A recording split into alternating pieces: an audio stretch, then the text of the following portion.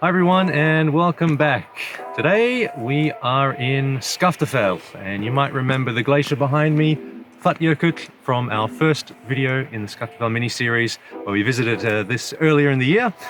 Today it's a bit wintry, you can probably see there's a lot of snow around, it's below zero here, so we thought now is a good time to go out, check it out, see what there is. Apparently there's a couple of good crevasse tracks, an ice cave as well, so we're going to see what we can find.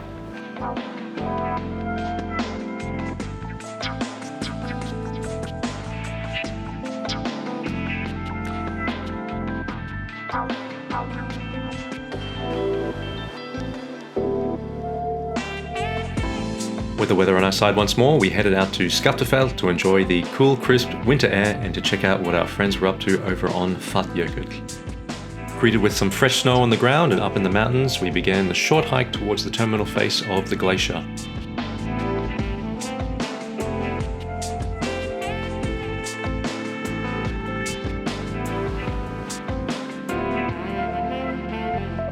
While it was below freezing for the entire time we were there, the glacial rivers still hadn't completely frozen over, so we had to cross over it using some makeshift bridges.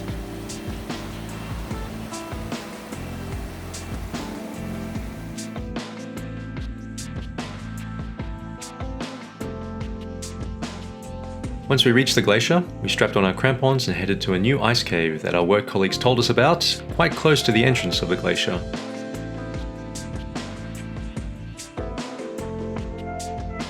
It started as just a small opening in the ice that was manually widened using some basic gardening axes to allow people to get inside and explore the depths. I gotta say I was quite impressed by it. The icy cave had some great twists and turns and narrow spaces to squeeze through, but I think the highlight would definitely be the stunning shades of blue ice all throughout the cave.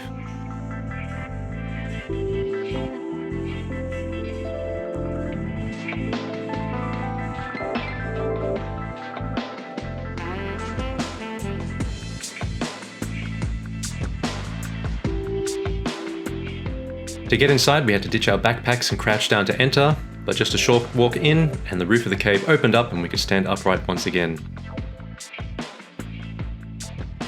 It was dark inside, so some of the companies running the tours here had set up portable LED lights to illuminate the cave and showcase the impressive colors and patterns deep inside the glacial ice.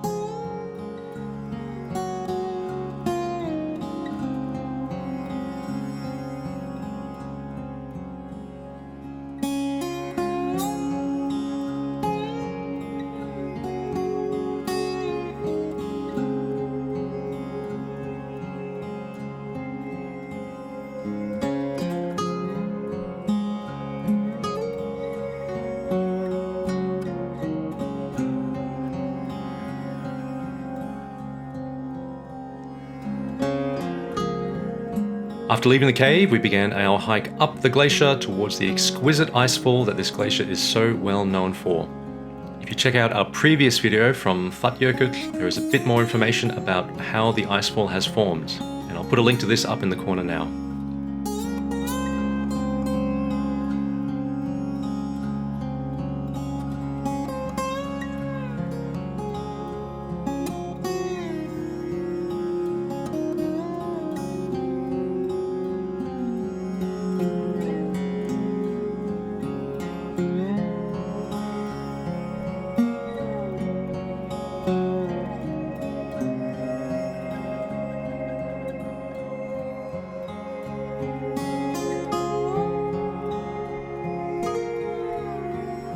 By the time we reached the icefall, the sun was starting to set, which once again gave off such a spectacular light that it felt as though the ice was glowing.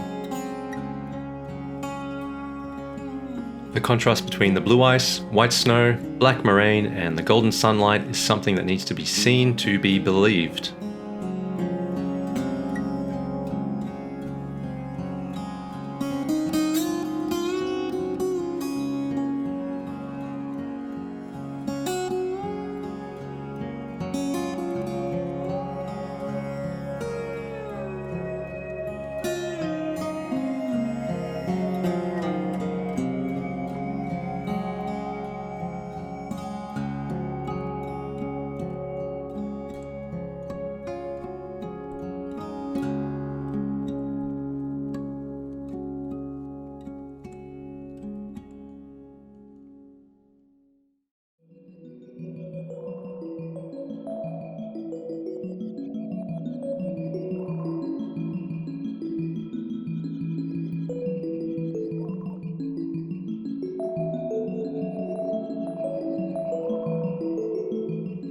Just before we began our descent, we were joined by a friendly raven who stopped by to see what we were doing. They are quite tame and not very frightened by humans, which is nice because you can get really close to them without scaring them off.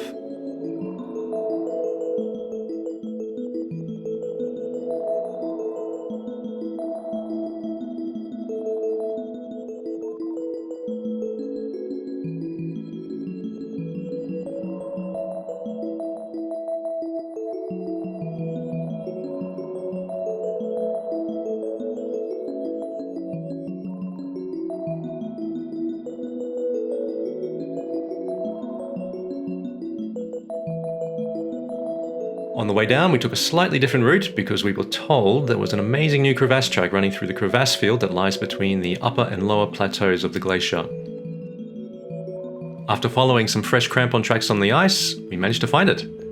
Words really cannot describe what it's like to walk in between gigantic walls of blue glacial ice, so I'll just let you watch the footage instead.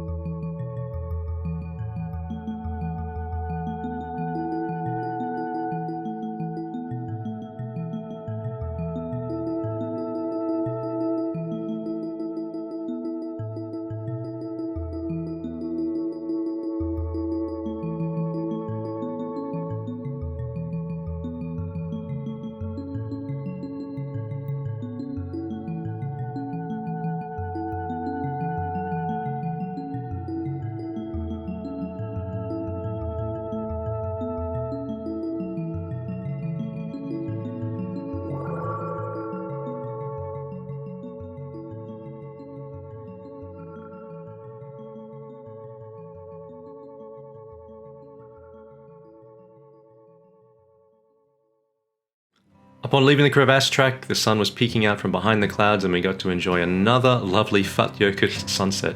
It never disappoints.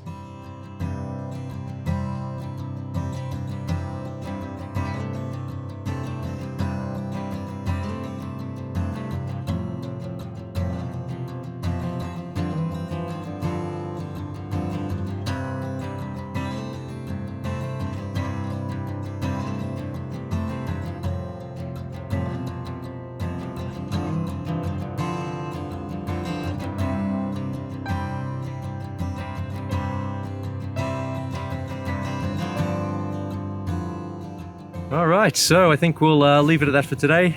We had a pretty good time out here. It was nice to see Falljökull again, covered in snow this time, but we also saw a lot of beautiful blue ice, especially through the fantastic crevasse track that Icelandic mountain guides managed to put in. I think we'll probably come back to Skaftafell a little bit later on, see how things look, maybe check out some of the other glaciers, but for now, make sure you're liking, commenting, subscribing, and all that sort of stuff. We'll see you next time. Now, if you liked any of our gear, please check out the Amazon affiliate links in the description below. It really helps us out.